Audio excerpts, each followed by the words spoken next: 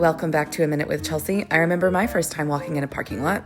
This is a continuation of yesterday's vlog where we made it to the Blue City, Chefchaouen in Morocco, and I immediately fell and ate shit in the parking lot. Worse things have happened. I have hypermobility in my entire body, so I rolled my ankle, and if I had tried to catch that, I would have snapped it. So instead of catching myself, I let myself hit the ground like a toddler, and that meant I scraped my knee, but I can still walk. Morocco has so many stairs, I don't want to be on crutches the rest of this trip, so I'll take a scraped knee over a fucking broken ankle. When you go to somewhere in Morocco and they welcome you, they always welcome you with mint tea, and the higher they hold the tea above the cup as they're pouring means one of three things. The higher they hold the tea kettle above the cup is the more excited they are that you're there. Secondly, it's for showmanship. It's like a little, look at this, welcome to my home, here's a little magic show. And it also serves to cool the tea down a little bit before it gets to the cup because it is piping hot. Here's my room. I am on the second floor. It took me forever to hobble up here because my stupid foot and knee. Also, what a weird placement for a toilet. It's kind of like a cuck toilet, but backwards. I had a little balcony. I never even came out here once. I'm so sad about it, but I didn't have time. Here is the aftermath of the knee. I thought I had a really skinny knee. I was like, oh my God, you think I'm skinny?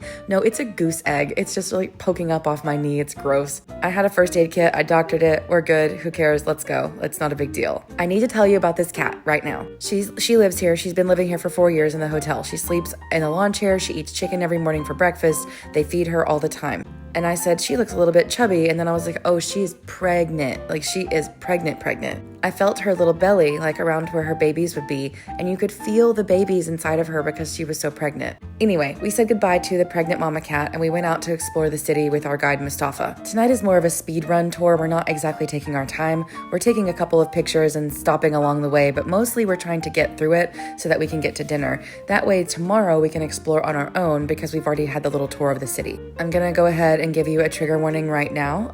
There are a couple of things that are gonna be hard to see and hear. Number one, it is hard to see all of the stray animals. This dog is well taken care of, but there are many animals who are not well taken care of.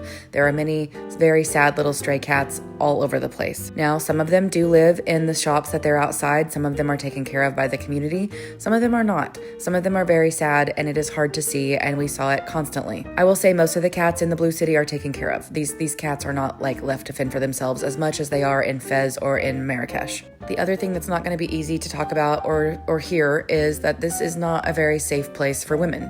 I am not Moroccan. I'm only going to tell you what I was told by my Moroccan guide. I experienced so much sexual harassment on the streets all the time. So much of it, every 2 or 3 minutes, maybe more than that. I was touched, I was grabbed, I was catcalled, I was yelled at, I was stared at.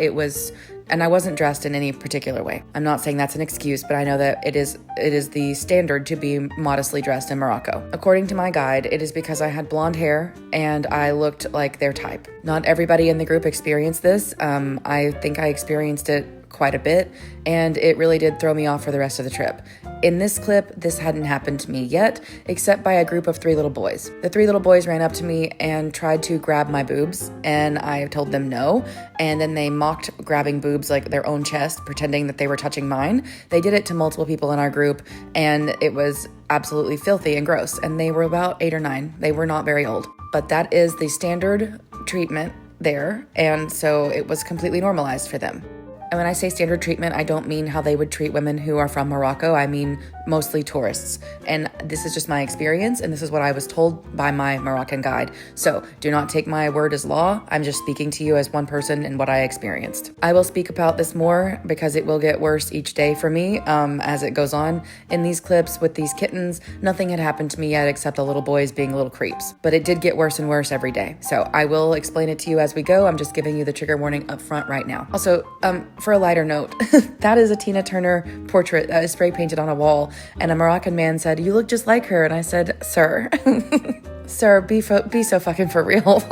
So if anyone has any contact with Tina Turner from the grave, let her know that she has a twin walking around and it's me. We went to dinner after we walked around the city. We had our little tea ceremony. We also had drinks, which we were shocked. We were like, hey, we thought this was a dry city. He was like, oh, well, the restaurants can serve alcohol. There's a whole rule about it. In Morocco, there are special permissions you can get if you are a restaurant owner where you can serve alcohol in your restaurant. And our guide was talking about it for a little bit, but I'm going to get the details wrong, so I'm not going to go that far into it because I don't remember. I had the best food. This is a honey and fig jam whipped brie with toasty bread that you can eat. And then I had this delicious seafood pasta, which had mussels and calamari and clams and prawns. It was so Good. I got so full that there were these baby little kittens running around, and obviously they are eating good, okay? These are not hungry kittens, but they are greedy and they're used to being fed at the restaurant. So they ate a lot of my seafood pasta. And this little puppy, don't worry, she is also well taken care of, but we did feed her all of our leftovers, and she actually got so full on them that she stopped eating. This is her mother. Even though it's not her real mother, it's her adopted mother. They both live at the restaurant. They take care of them,